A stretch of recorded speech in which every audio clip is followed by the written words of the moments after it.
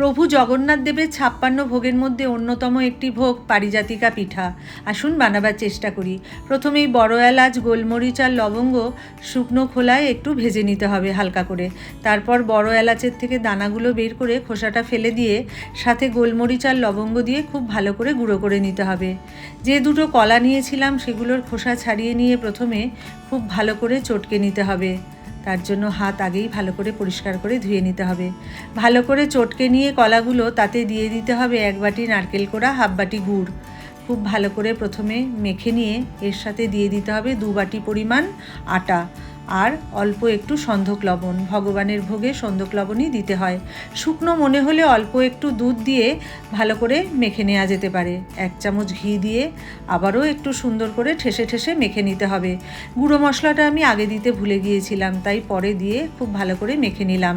হাতে সামান্য একটু ঘি নিয়ে এই মণ্ডটা থেকে অল্প কিছু করে অংশ নিয়ে প্রথমে গোল করে তারপর চ্যাপ্টা চ্যাপ্টা করে পিঠেগুলো তৈরি করে নিতে হবে।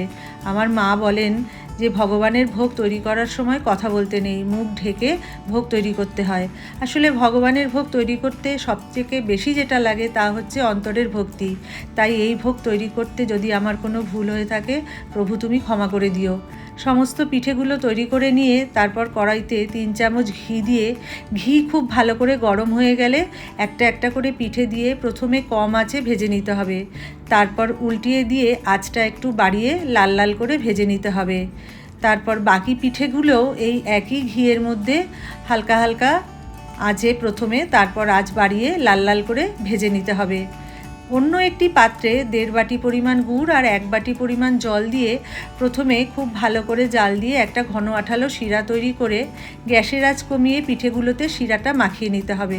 তারপর ঠান্ডা করে নিয়ে ভগবানের উদ্দেশ্যে নিবেদন করার জন্য একটা থালাতে বেড়ে নিতে হবে।